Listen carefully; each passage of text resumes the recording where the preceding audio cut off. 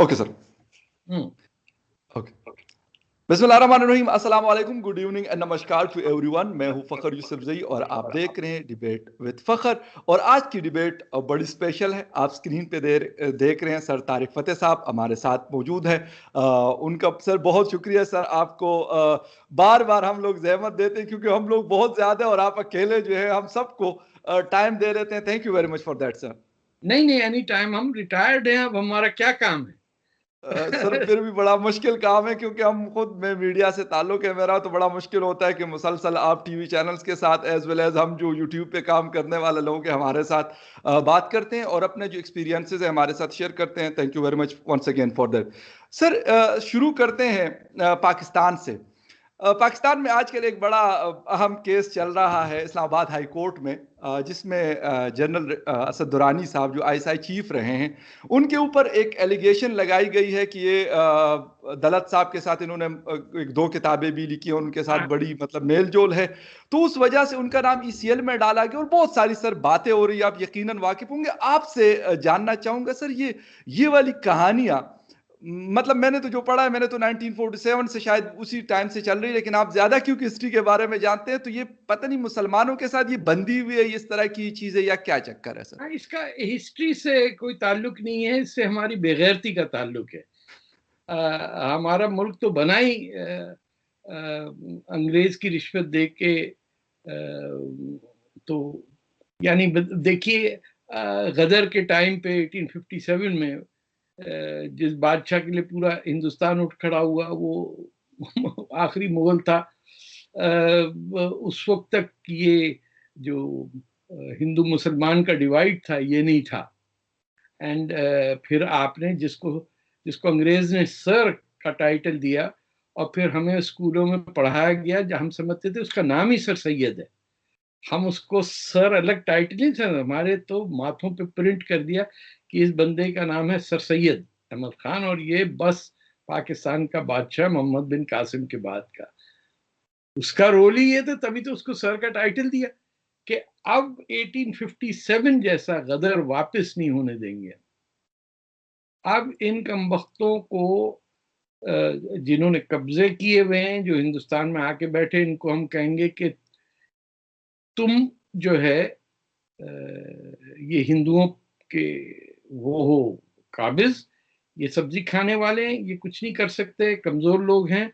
और दूसरी तरफ वो बीज बोया कि जिससे जिना निकला कि भाई ये तो तुम्हारी मलकियत है, हिंदुस्तान तो तुम्हारा है, तुम मुसलमान हो, तुम हुकूमत करो, यू नो।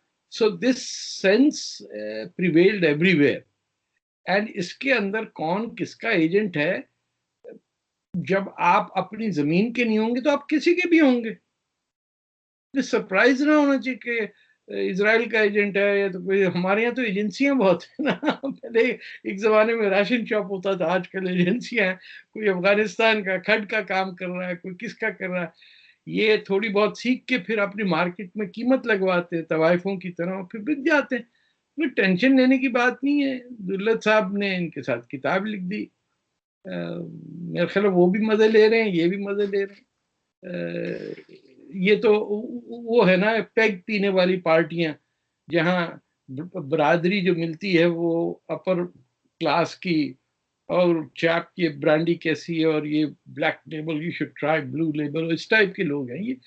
तो क्या बता दिया होगा रॉ को, जो रॉ को नहीं पता है। यानी आप खड़े हैं सामने, आपका किरदार सामने है, आप बेगैरती आपकी दुनिया में ऐसे नियॉन साइन की तरह लिखी होती है, पॉइंटर जैसे नहीं होता कि पार्किंग ओवर हियर, वैसे बेगैरती ओवर हियर का लगा हुआ है कि इनका कोई ईमान नहीं है, ये जहां से भी पैसा आएगा ये बिक जाएंगे। और ये पाकिस्तान का जिना साहब जब बिक गए अंग्रेज के हाथ में, तो बाकी क्या रह गया। तभी तो सर बंगाल एक दे डिडंट वांट अच्छा to sir, part of this. Right sir. अच्छा सर, एक चीज आजकल मतलब जिस तरह हिंदुस्तान में पिछले संडे को बड़े दंगे हुए, रिपब्लिक डे था, मंडे को संडे को नहीं बल्कि उससे पहले इसी वीक हुआ। हाँ। जी जी बिल्कुल इसी वीक हुआ सर। एक तो ये है कि अब दोबारा से वो चीज़ शुरू हो गई। क्या इसका ताल्लुक जो सर खालिस्तान मूवमेंट और अभी वाले किसानों का धरना, या ये एक अलग चीज़ थे, वो मतलब वो चीज़, अब वो चैप्टर जो है वो क्लोज़ हो चुका है? क्योंकि कुछ इंडियन दोस्त मुझे भी कह रहे थे कि नहीं यार वो लोग सपोर्ट करते हैं, खालिस्तानी फैक्टर है, वो पैसा भी दे रहे हैं। तो आप क्योंकि देख रहे हैं और आपने लिखा भी इसके हवाले से, तो आपकी क्या नज़र है सर इसके ऊपर?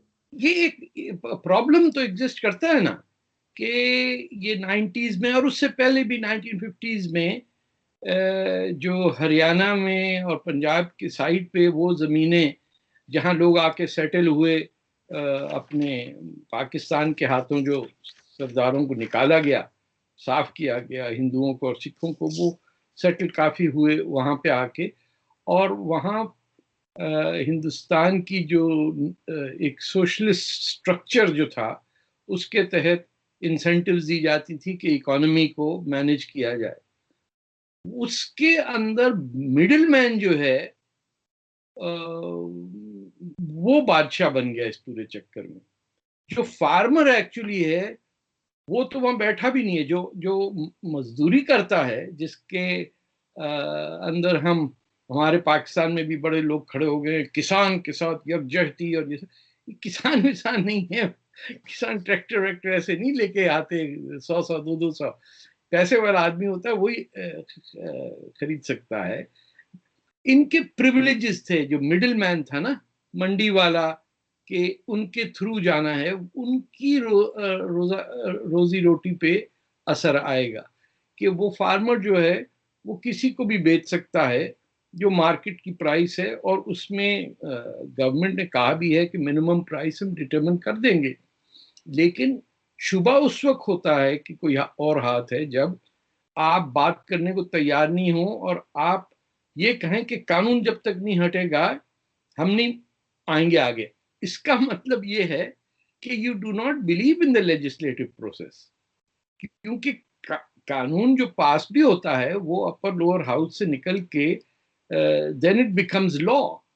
और लॉ का कंसेप्ट हमारा जो पूरा वेस्टर्न सिविलाइजेशन में जिसके थ्रू पार्लियामेंट बनी है ये सब, उसमें ये हो कि future generations can change law. हमारे यहाँ ये लॉ का मसला नहीं है जैसे इस्लाम में है कि जो शरिया लिख दिया गया अब उसको आप बदल ही नहीं सकते। तो 4 बीवियां हैं तो 4 बीवियां हैं, 10 साल की बीवी है तो 10 साल की बीवी भी है। वो जो लिख दिया है 200 साल इस्लाम आने के बाद, that is the law. But parliamentary law cannot be repealed.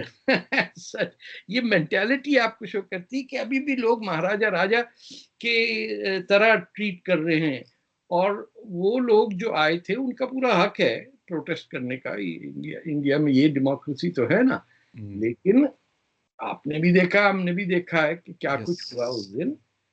300 police officer injured हुए हैं। आप जब तलवार लेके आ जाएंगे सड़क पे और आप कहेंगे कि ये मेरा तलवार या किरपान जो है मेरा मजहबी हक है, इससे मैं जो भी करूं, और यू आर वेविंग इट, तो आप क्या समझते हैं कि ये किसानों की बात हो रही है? तो ये तो you are using the problem of the small landlord, जिसका छोटी जमीनें हैं, जो फंसा हुआ है मिडिल मैन के अंदर, और उसको एक्सप्लॉइट करके आपने एक मजहबी रंग तो उसी वक्त आया ना जब आपने रेड फोर्ट पे जाके सिखों का जो होली फ्लैग है वो आपने लगाया। तो इसमें ये तो नहीं हुआ कि आपने जाके वहां किसान की कोई बात की हो। आपने एक सेक्युलर लड़ाई जिसके अंदर डिफरेंस है किसान यूनियन का हुकूमत से, इंडिया की सुप्रीम कोर्ट इन्वॉल्व है, बात करने के लोग को तैयार नहीं है, कहते हैं कि वीडियोस बेतहाशा हैं जहाँ लोग कह रहे हैं मर जाएंगे और इनको सबक सिखा देंगे, और खालिस्तान जिंदाबाद। हमारे यहाँ तो सड़कों पे परेड न्यूयॉर्क में और वैंकूवर में खालिस्तानियों की निकली, भिंदर वाले की तस्वीर लगी हुई उस पर। तो छुपाया तो नहीं जा सकता है कि Khalistani were making use of this. और हम सबको पता है खालिस्तान की मूवमेंट कौन चलाता है, वो अल्हम्दुलिल्लाह आपकी पाकिस्तान ISI चलाती है। वो बनाई उसका है सारा सिलसिला। तो ढकी छुपी बात नहीं है। गुस्सा आ जाना मुझे आज पिछले कोई जब से मैंने वो कॉलम लिखा, ऐसे ऐसे वो थ्रेट फोन कॉल के आ रहे हैं। और मतलब पंजाबी में तो आपको पता है गालियां कितनी, माशाल्लाह हमारा बड़ा कंट्रीब्यूशन है पंजाबी जबान का ये वाहियात लैंग्वेज में। हम इस पे बड़े फख्र करते हैं कि हमने कोई नावल नहीं लिखा है, लेकिन गालियां हमारी आप देखें कितनी टॉप पे जा रही। तो वो 24 घंटे से मुझे थ्रेट्स आ रही हैं। But it means the only thing that is के once someone exposes कि this is not an issue of the किसान, जय किसान जय जवान, ये बेवकूफ मत बनाए। ये इशू है उस मिडिल मैन का जिसका धंधा बना हुआ था पिछले 25 30 40 साल से, कि उसके बगैर बेचा नहीं जा सकता है। वो मिडिल मैन क्या, फिर लेबर जो है वो बिहार से आप ला रहे लोगों को, उनकी पूछ नहीं रहा है कि जो अच्छा जो मजदूरी जमीनों पे करते हैं वो यहाँ कोई भी नहीं है, वो और जगह से आके करते हैं। फार्मर इस तरह कह रहे हैं लोग जैसे ये कोई बल्शविक रेवोल्यूशन आ गया और workers and pageants of the world United हो गया। ये पेजेंट्री अपने लैंडलॉर्ड की जमीन नहीं छीन रहा, ये लैंडलॉर्ड जो है वो अपनी प्रिविलेजेस को प्रोटेक्ट कर रहा है। It's counter intuitive. लेकिन आपने देखा होगा कि कम्युनिस्ट पार्टी ऑफ इंडिया भी लाल झंडा लेकर बीच में आई हुई है। So it is also reflective of a lack of maturity in the political class. लोगों का ये सियासत में आना होता था कि किसी चीज को सोसाइटी को बेहतर बनाए। विजन एक होता था, चाहे लाला लाजपत राय का हो, बाचा खान का हो, आप मैंने एक फजलुल हक का, जिधर भी आप देखें आपको साउथ में नमूदरी पद थे कम्युनिस्ट पार्टी के, या डांगे जो ट्रेड यूनियन, एक ये साइन होता था कि हम फ्यूचर जनरेशन के लिए क्या करके जा रहे हैं। अब it is becoming more of a profession. Post cold war में कोई ऑल्टरनेटिव नहीं है। और आप देखिए कि जब वॉशिंगटन डीसी में 25,000 अमरीकी फौज आए अमरीकियों से बचाने के लिए, अमरीकी सदर को अमरीकियों से बचाने के लिए, तो दिल्ली में कौन सा डिफरेंस है? वहां तो फौज ला के आपने कंटेन कर दी। ये तो फिर भी डेमोक्रेसी है। उन्होंने कहा आओ अपना ट्रैक्टर चला लो, फिर ट्रैक्टर को यूज करना टैंक की जगह। मारों के साथ सर कोई जुलूस निकलता है। yes. ये तो इतना तो लाठीचार्ज हमने भी बर्दाश्त किया, हमने भी 2 दफा जेल काटी है पाकिस्तान में। ये नहीं हो सकता कि जो डेमोन्स्ट्रेटर है उस वो आर्म्ड हो। यस सर बिल्कुल। सर एक चीज जो समझने की मतलब मुझे आपसे पूछनी थी। 1961 में कहते जब ये लोग अलग से सूबा मांग रहे थे तो उस वक्त भी इन्होंने बड़ा फोर्स किया था उस वक्त की हुकूमत को। तो अब ये कुछ लोग ये कह रहे हैं कि ये अब जो है दोबारा से उसी तरीके से ये करना चाह रहे हैं, या मोदी जी और उसमें फर्क है मेरे ख्याल में जो मुझे नजर आ रहा है। एक मैं बताऊं आपको, जब जब बंटवारा हो गया, खून खराबा हो गया, कोई 10 लाख लोग मर गए, तब पता ये चला कि अब पंजाब जो इंडिया के पास है उसमें फिर सिख मिनॉरिटी में थे। जो गलती हिंदुस्तान ने की कि पार्टीशन के बाद दोबारा पार्टीशन किया, और उससे पहला पार्टीशन जस्टिफाई हो गया नेहरू जी की गवर्नमेंट के अंदर। उन्होंने पंजाब को डिवाइड किया बेस्ड ऑन रिलीजन। जब आपने हशर देख के एक सूबे को डिवाइड किया on the basis of religion कि हिंदू पंजाबी और सिख पंजाबी जो है, उसमें भी सिखों को अगर कहीं मेजॉरिटी करनी है तो उन्होंने हरियाणा को अलग किया, हिमाचल शायद जो नॉर्दर्न जहाँ शिमला मिला है उसको भी हटाया आपने पंजाब से। Punjab was again partitioned by the government of India to ensure that Sikhs would have a majority in that part of the Punjab. And मुझे लगता है कि most Sikh leaders of today, I don't think they know what is partition. Khalistani को तो खास तौर पे मुझे कोई आइडिया ही नहीं है। ये जो लोग मुझे फोन करके थ्रेटन करते हैं, young people, I think they have, nobody ever told them that their Khalistan should be in Lahore. Their Khalistan, how can you have a Sikh nation when Nankana is outside it? यानी मुसलमानों की मुमलिकत हो और मक्का कहीं और हो, ऐसे तो नहीं हो सकता ना।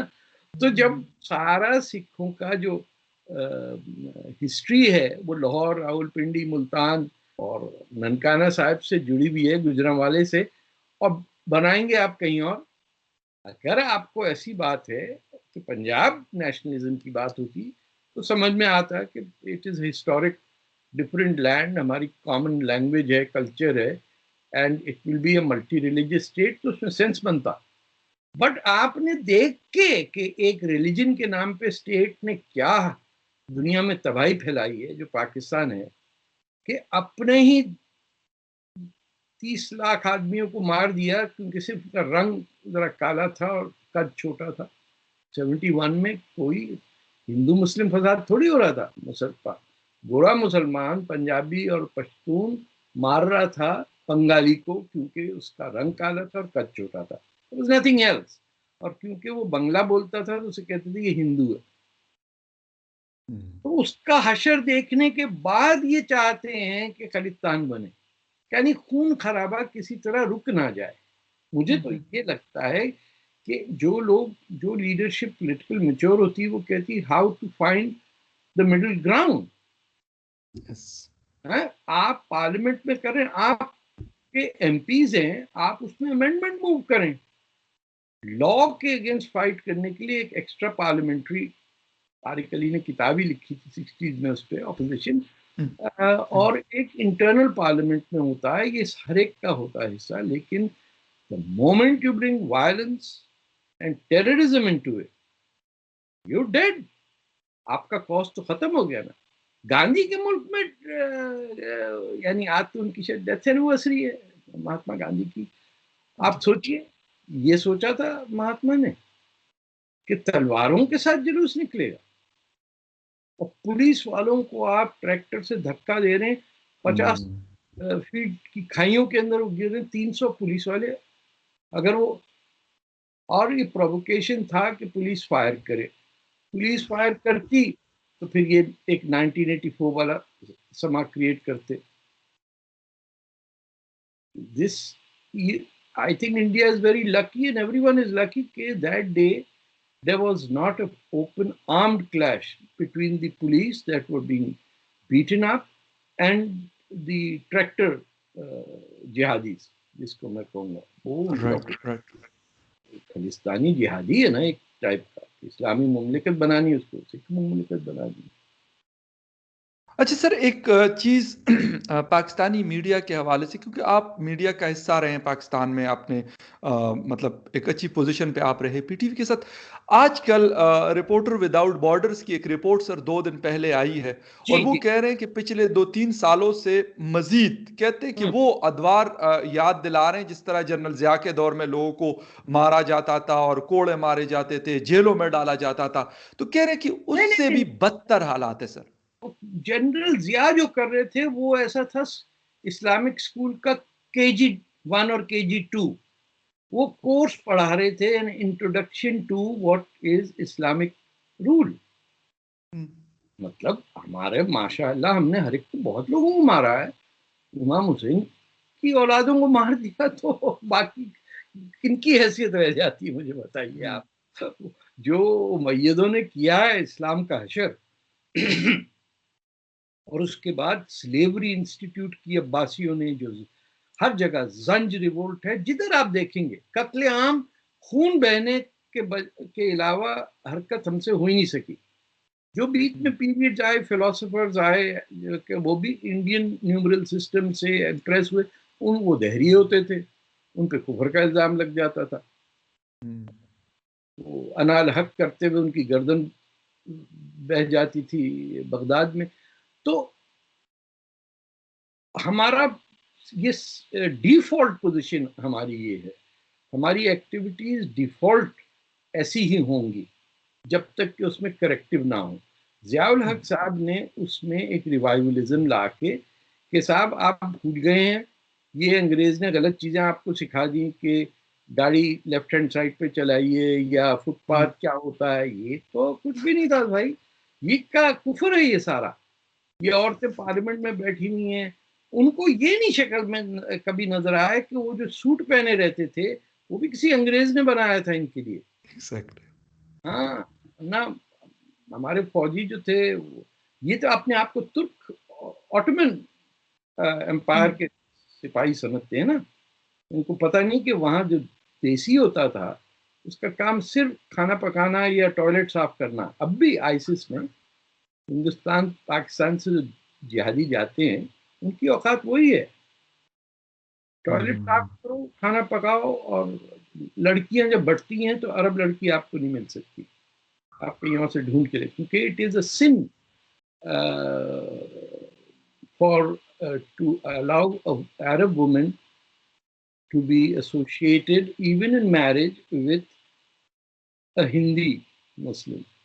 हमारी पोजीशन माशाल्लाह बिल्कुल इतनी घटिया है कि हमें उसके अलावा कुछ, हमें जलील होने में हमने कोई कसर नहीं छोड़ी। ज़ियाउल हक ने वो एजी में था, अब आके वो जो कौम है वो क्लास 5 में है, या समझे आइंदा चल के मैट्रिक वैट्रिक पास करेगी।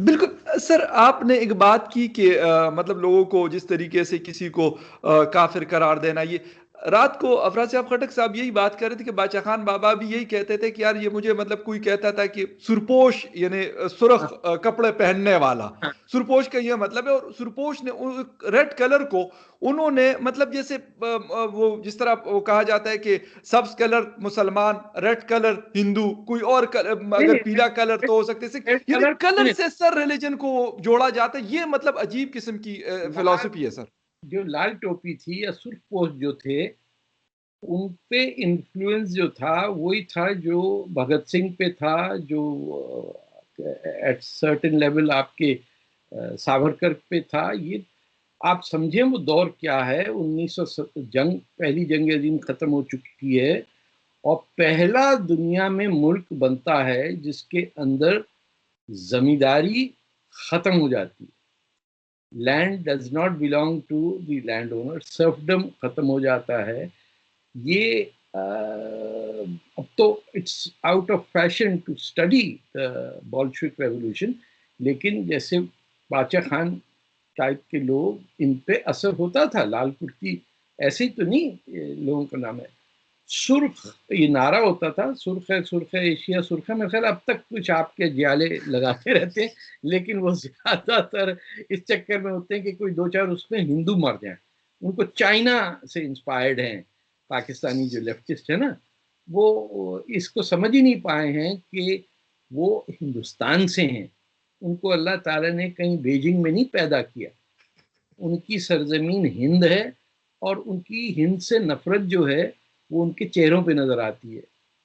बदसूरती जो है वो साफ और शफाफ है दुनिया के देखने के लिए, कि हम वाहिद लोग हैं जो जिस जमीन पे रहते हैं उससे इंतहा नफरत करते हैं और कहते हैं ये तो हमारी जमीन है। इसीलिए फिर वो जो बलोच या सिंधी या पश्तून नेशनलिज्म आता है तो कहते हैं ये इंडिया के एजेंट है।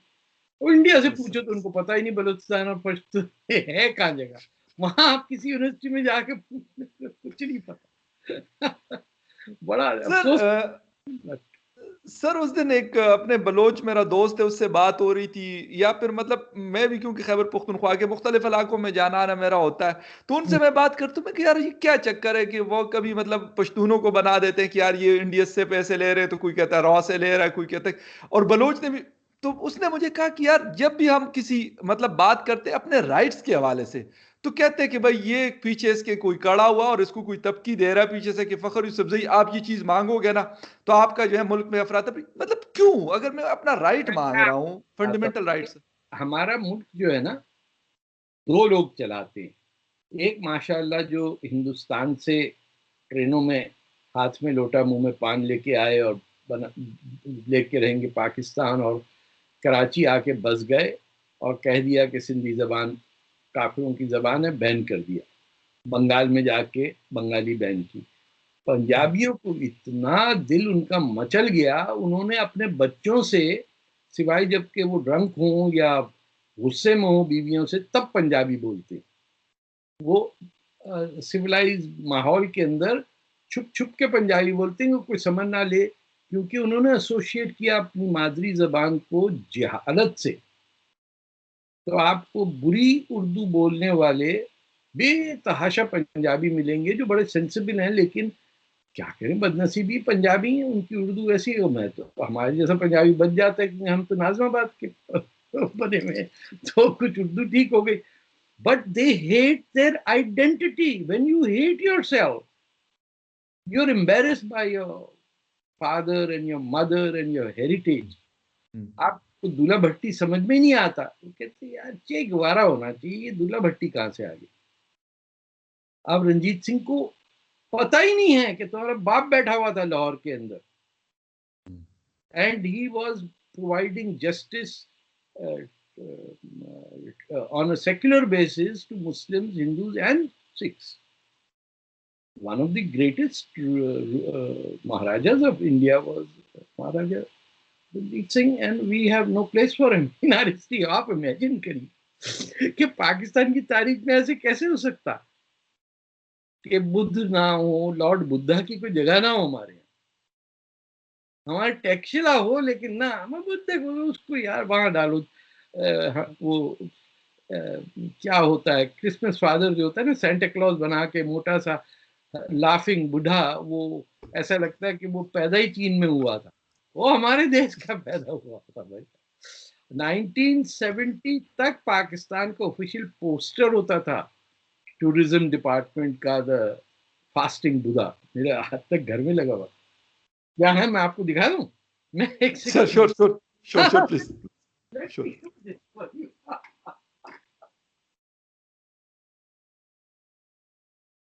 ये देखिए आप, जबरदस्त हैं? जबरदस्त, ये गुड ऊपर ऑन। ये बुद्धा, ये अभी यस पाकिस्तान में, यस बिल्कुल इससे बिल्कुल। कोई ताल्लुक नहीं है। कैन यू हम्म, इमेजिन कि जापानी आके इसको पाकिस्तान से खरीद के ले गए? एग्जैक्टली। ऐसे बेशरम हैं हम कि हमने कहा ऐसा की करना, पता नहीं भूखा नंगा ना, देखो कपड़े भी नहीं पाए हैं, यस तो वो जापान में जाके लगा दिया स्टैचू। तो ये मेरी इस घर की सबसे प्राइज पोजेशन है मेरी, क्योंकि इसको देख के जबर बड़े लोगों के दिल जल जाते हैं। यस फिर वो अगली यस बार आते नहीं, इसीलिए मैंने यहाँ अपने स्टडी में लगा दिए।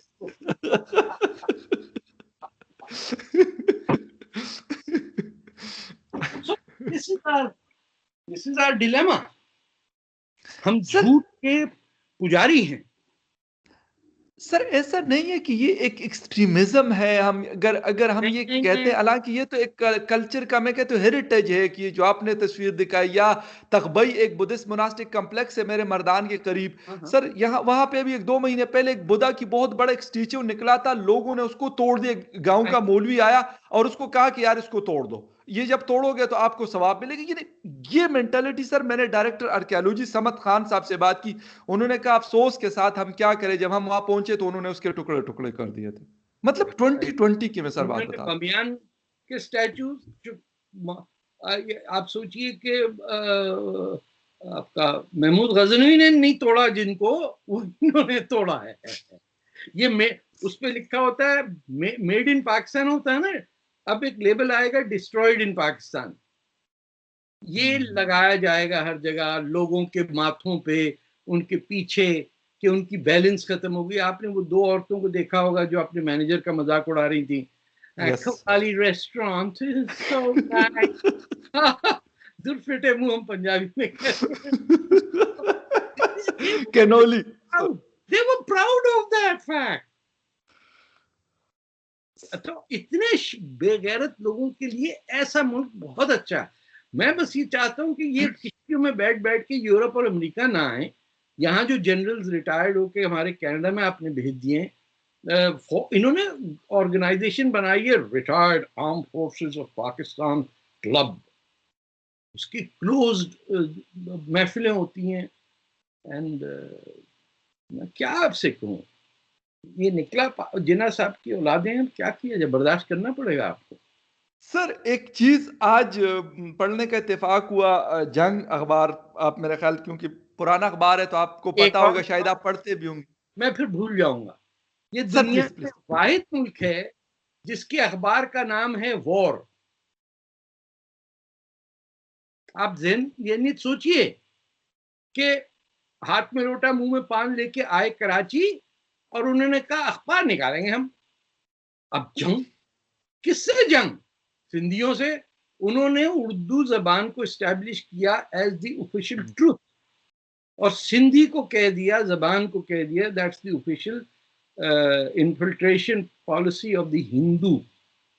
Or the word Hindu in Pakistan is always uttered with derision.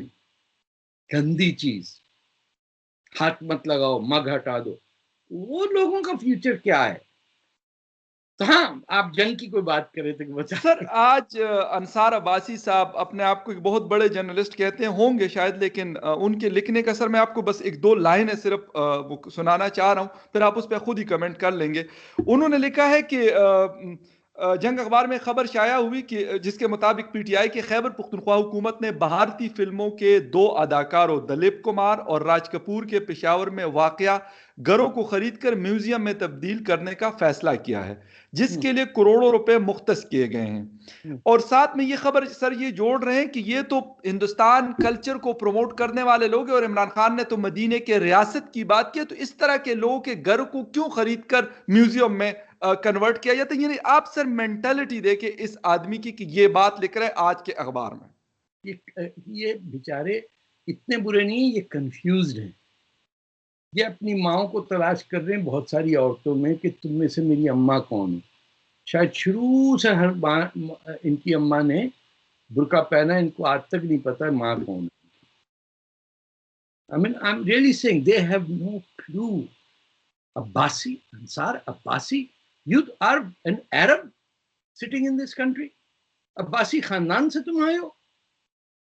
तुम आप सोचिए 1258 से अब्बासी निकाले गए वहां से, जब ये तातर आए और वो पिटाई हुई, और फिर उसके बाद तो तुर्कों ने तो खैर हद ही कर दी, but they all came to India. कुछ ने भागलपुर में अब्बासी अपना वो बना दिया, but their last name is clinging on, जो साथ, but they dare not associate anything with the land on which they live. ऐसे लोगों की बातों को जाने दें। ये बाद में महाजरिस्तान और पता नहीं क्या क्या कर दिया। उर्दू की बहुत ज्यादा डिससर्विस है, उर्दू जर्नलिज्म की, पाकिस्तान को तबाह की तरफ बढ़ाने की, क्योंकि उर्दू जबान अब ऐसी हो गई है कि इसमें बड़ा इजीली झूठ बोला जा सकता है। You can always spin a few word, आप दो अशार कह दीजिए, आधी दुनिया समझती इंटेलेक्चुअल है। आप पश्तो में कुछ बोलिए, वो कहेंगे कि चौकीदार आदमी आ गया थे। बलोच को कहें, बोले ये मछेरा आ गया। सिंधी, वो तो सोता रहता है, तभी तो हमको सिंध में उनकी जमीनें लेनी पड़ी। ये तो सारे बेकार लोग थे, तारिक अंकल, ये तो बेकार थे, तभी तो हम आए वहां से, लखनऊ से, अपनी गदा गाड़ियों पे हम आप लोगों को सिविलाइज करने। This is the general belief. हम तो सुनते आए हैं ये नाज़िमाबाद के बारे में। Nazimabad is an amazing place where in the 50s so much happened, and how people evolved. It tells you a big story. Lalu खेत का एरिया, गोली मार, ये जो ट्रायंगल 3 इलाके थे, it's amazing, but there is no hope. जब तक मैं एक बात सिर्फ समझता हूं कि अटक से कटक तो है हिंदुस्तान, उसके उस पार है अफगानिस्तान, और नीचे है उसकी बलूचिस्तान, किस्सा कंप्लीट। ये सिंध जो है, ये तो इंडिया के नेशनल एंथम का हिस्सा है, टैगोर से चला आ रहा है। ये तो पंजाब, सिंध, गुजरात, मराठा, ये जो नेशनल एंथम है, तो वो तो अच्छा सर एक ना किसी इंडियन को सब पता ही नहीं, याद ही नहीं रहता कि अरे ये तो नेशनल एंथम में तो है, लेकिन चला गया वहाँ। सर एक चीज पता करनी थी कि मैंने बहुत सारे लोगों से पूछा, क्योंकि आप हिस्ट्री के ऊपर आपका बहुत मतलब अच्छी ग्रिप है आपकी सर। एक पश्तूनों का कहते हैं कि मतलब इनका इज़राइल जिधर मतलब हम ज्यूस कहते हैं, कहते हम्म, हैं कि ये उनका एक ट्राइब था जो यहाँ पे शिफ्ट हुआ अफगानिस्तान या फिर खैबर पुख्तनख्वा के इस एरिया में। Is it true? और ये मतलब वैसे ही कोई कहानी है या कोई मतलब वैसे ही कोई मिसअंडरस्टैंडिंग्स है, क्या है इसके पीछे कोई नहीं, अगर आपने। जो हिब्रू या यिडिश स्क्रिप्ट है वो आपके सरहद, सूबा सरहद या पख्तूनख्वा के एरिया में वो स्क्रिप्ट मिला है ऑन स्टोन्स। जो कनेक्शन यूं बनता है, ये वैसा ही है जैसे इथियोपिया के जूस के साथ था, या वो यहूदी जो वहाँ आपके आसाम वगैरह में सेटल डाउन हुए थे, कुछ साउथ इंडिया में भी थे, क्योंकि ये जो एरिया है भारत का, यूनाइटेड इंडिया का, इसमें कभी यहूदी के साथ मिसट्रीटमेंट नहीं हुआ। सेकेंड वर्ल्ड वॉर में भी आपके पिशावर में बहुत एक बड़ी जूश फैमिलीज आके सेटल डाउन हुई थी, कराची में भी थी। बट हिस्टोरिकली जो मैंने ज़्यादा स्टडी नहीं की, but I know that the Yiddish और Hebrew script is written there. It cannot be translated because, like the scripts of India, they have evolved over time and mean different things in different. जैसे देवनागरी जो है उसके अंदर आप कई चीजें लिख सकते हैं, या गुजराती में लिखी हुई बात जो है वो नॉट नेसेसरली कि बंगाली में लिखा हुआ आदमी पढ़ ले, लेकिन वो लैंग्वेजेस का रूट एक होता है।